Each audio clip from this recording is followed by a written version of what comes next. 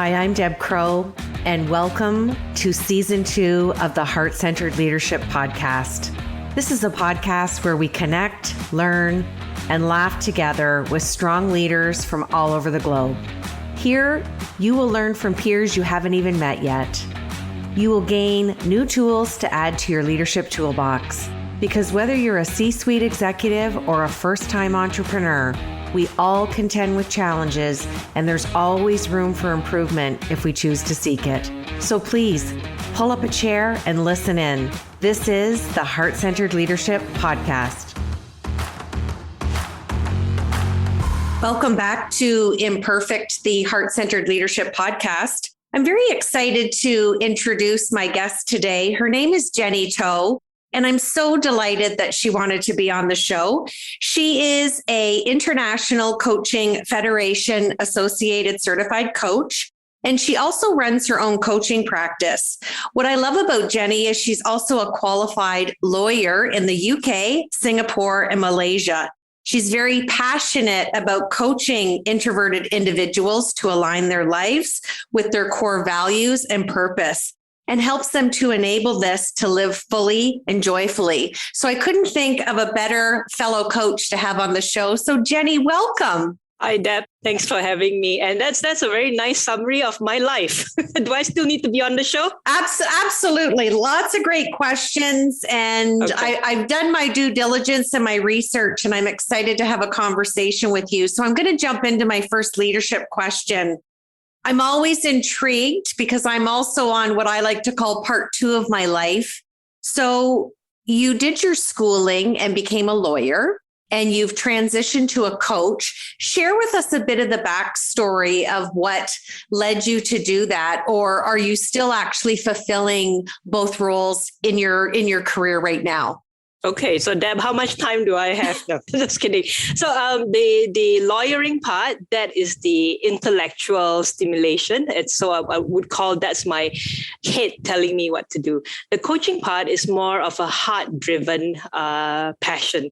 And I was first exposed to coaching when I was a manager in an organization in 2015. I liked it, but I thought since I have a full-time job and I've got 3 kids as well, it's just meant to stay that as a skill, as a hobby, and nothing too serious about it.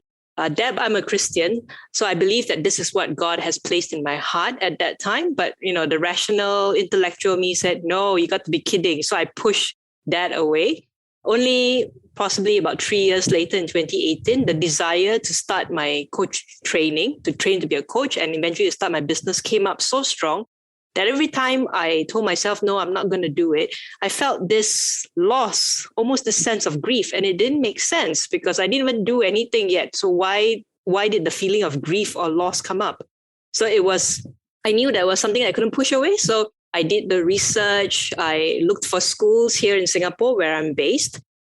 Somehow the timing or, the arrangement didn't quite work out. And I started going outside Singapore and looking for schools that provide online coach training. I don't want to take up a coach training program that's just one day and they promise you miracles. I believe in training. So similarly, because I trained as a lawyer, it was not an easy journey.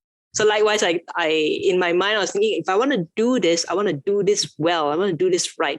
So I embarked on a coach training program with an Australian school. They have a global student base. I did it online. This was before COVID. I didn't even know what Zoom was, but they introduced me to Zoom before COVID. It was an 18-month program. However, I loved it so much, I finished it in a year. I remember taking classes while I was taking the train to work. I had mentor coaching at night in between dinner and my children's bedtime. It was that kind of passion that fueled me. And I started planning upon getting credentialed by ICF that I would launch my business. And I planned to launch it in April 2020, just for the timing of the financial year. Didn't know that what was waiting for us in March 2020. And when the pandemic hit, I asked God, do I go ahead with it? And as I reflected in my journey, I held off for so long. Let's just take this step in faith. So I started my business, and this is where I'm at now, Deb. It's such a beautiful story. And just in reading about you and learning about you, You just exude that passion. And I love the way you framed being a lawyer was head filling, but your coaching is your heart filling. And I used to be a disability case manager, and that's how I felt. That was feeding the intellectual stimulation I needed. But when I transitioned into coaching 11 years ago, I also felt that wholeness that you have in your heart. So it's really nice to share that space with you. And it's such a beautiful story. Now, my second question has permanent residency, and it's because of the name of the podcast, Imperfect. Share with us what imperfections you feel that Jenny brings to her heart-centered leadership.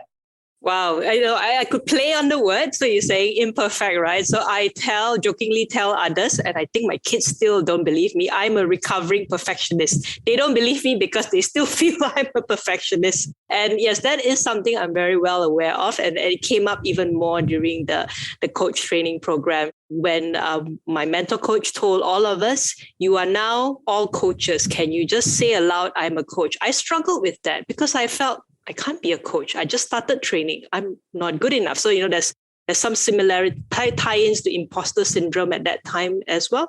Then he said, you're all coaches now. It's just that he joked because he's quite senior in the coaching industry. He said, I'm a dinosaur. You guys are babies. But in that spectrum of coaching, we're all coaches. So it took me a while to get to grips that, okay, I really have to let go of this perfectionism and see my journey as a growth journey. And that wasn't easy because it was like I needed to have everything in order. Even when I was launching my business, I struggled with, okay, is this good enough to go out? Just putting it out there. But I was thinking to myself, if I don't put it out there, who am I not reaching? Who is that one person I'm not helping because I'm so worried about the font size of my website, lettering and all that. And I went through that. So it made me realize actually, people just need someone who understands them, who provide that space to be really listened to and to hold their hand as they go through, the challenges in their life. And I can offer that one person at a time. However, if I keep thinking about, this needs to be perfect, then, I'm really not giving out the value that I feel that I can help people with. Absolutely. And I always talk about perfection as that intangible reality we never get to. We all have the ability to fail forward and keep progressing. And that's how we win. That's beautiful. Now, my third question, I have to give you a little bit of stats because I want to talk to you about being introverted. Okay. We're on season 2 of the podcast, and I've interviewed over 130 leaders.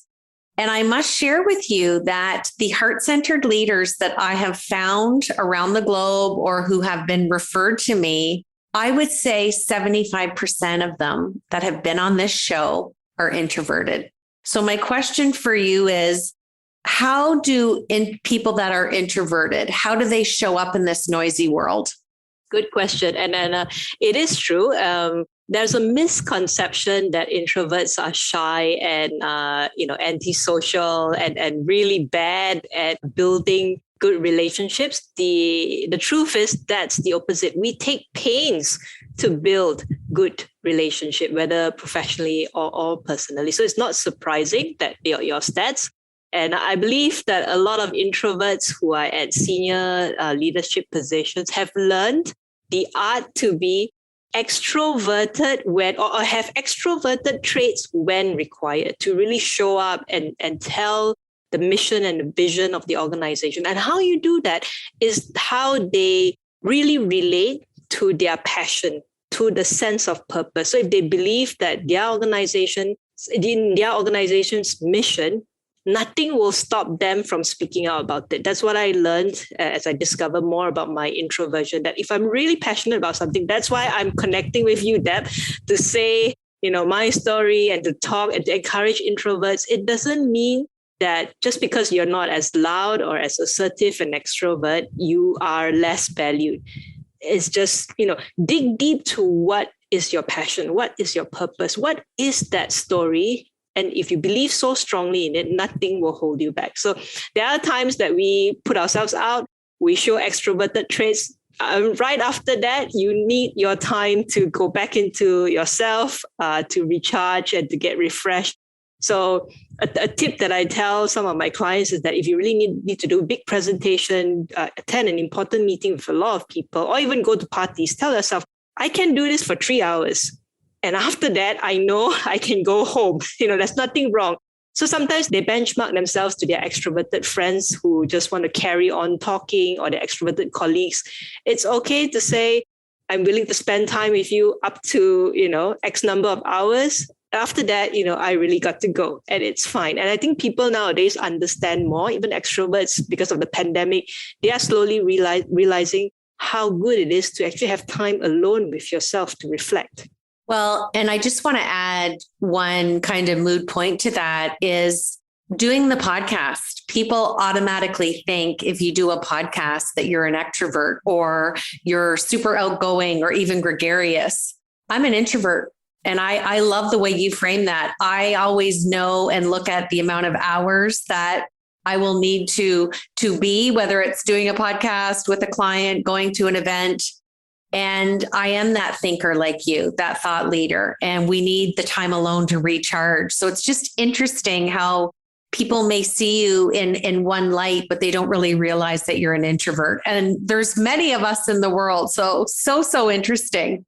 Okay, the last leadership question I want to talk to you about is around mental fitness. And I loved the way you shared your heart about having that inner judge and critic and that imposter syndrome showing up. What do you feel is one of the main sabotages that hold people back? Yes. So I also did a coaching specialization with Dr. Shazad Shamin. He wrote the book Positive Intelligence. So that's when he studied about, how our thoughts actually sabotage or hijack us. All of us have the judge in us, and how the judge shows up in us is we judge ourselves. So Jenny, you're not good enough. Why are you doing this? And then we judge others. So just say if I see you, Deb, and okay, I quickly make a judgment about you. And then the judge of circumstances, you spill coffee just before a big meeting. And if you judge that circumstance as bad, you're not going to do well at the meeting. The idea here is all these thoughts, all these judging thoughts, they do not form who you are. If you take a step back, they are just thoughts. We don't have to give them any more weight than the simple fact that they are thoughts. It's just that in this busy, fast-paced world that we live in, we don't slow down. So automatically we get hijacked and we just spiral downwards, and we make assumptions about people. So I coach my clients to actually, slow down, do the simple things, take deep breaths. You don't have to meditate or do half an hour of yoga. You just slow down. The main thing is to pause and actually to question yourself, how true is this? So if you spill coffee on your jacket just as you're going for a meeting, does this mean you've completely forgotten everything that you prepared for the meeting? No. So if you pause and you take a step back, you'll probably be able to realize that, you could actually borrow someone else's jacket, or, you'll be able to improvise and still do well in a meeting. However, if you get hijacked by, the negative thoughts, that actually jeopardizes your own confidence, and it's a self-fulfilling prophecy, and everything will go bad. So it's just to stop yourself and recognize that the judge is just your thoughts. Absolutely. I couldn't have said it any better. And I agree with you. Okay, I'm going to switch over to what I call my Fab Four. And these are just 4 random questions. And just let us know what's sitting on the top of your mind. So first question, tell us something that we don't know about you. Okay, I am a sci-fi TV series fan. But once I say this, you probably know my age as well. So I when I was in university, I followed the X-Files, the X-Files series. I don't know how many people know about that.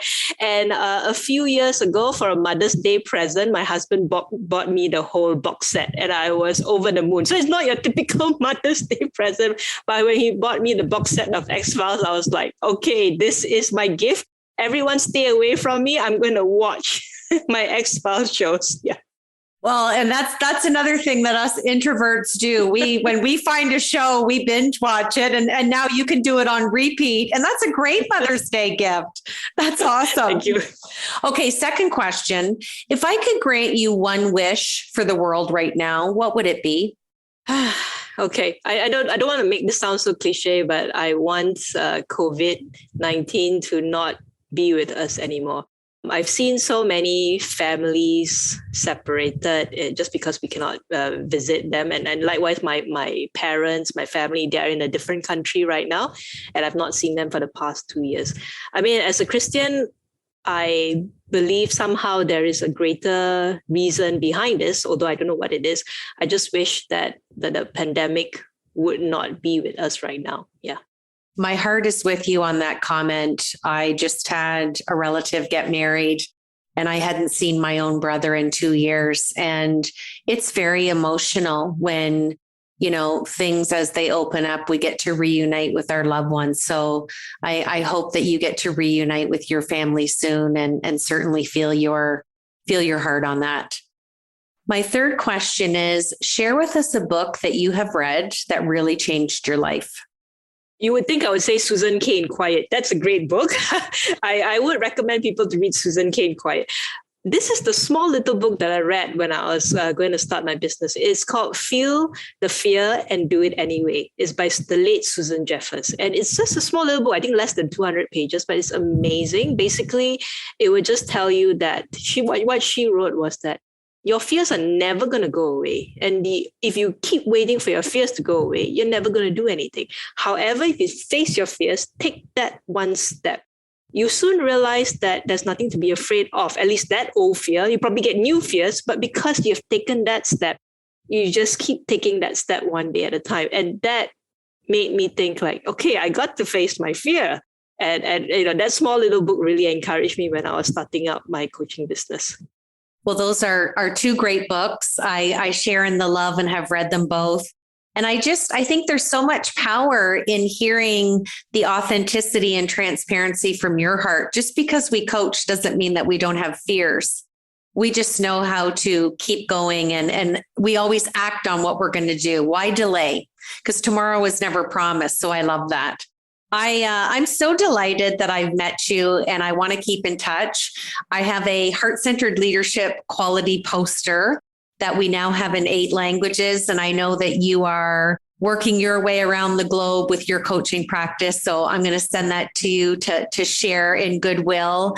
And I like to end the show with a sentence that I'd like you to finish, but please know that I'm so grateful that you took the time to share your insights and wisdom, and more importantly, your heart with me today. Thank you, Deb. So please finish my last question. Heart-centered leadership is about being authentic and really appreciating yourself for who you are.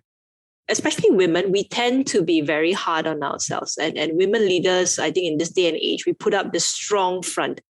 Just take time to appreciate yourself for who you are. And I think that is very powerful, and it will come up in how you lead others when you are authentic and they see how you value yourself. You've been listening to the Heart-Centered Leadership Podcast. I'm Deb Crow. If you like what you heard today, please rate and review the show. And I'd love it if you'd visit my website at debcrow.com, where you can sign up for my newsletter and get access to the Heart-Centered Leadership Toolkit, all free of charge. Thanks for your time, and we'll see you again.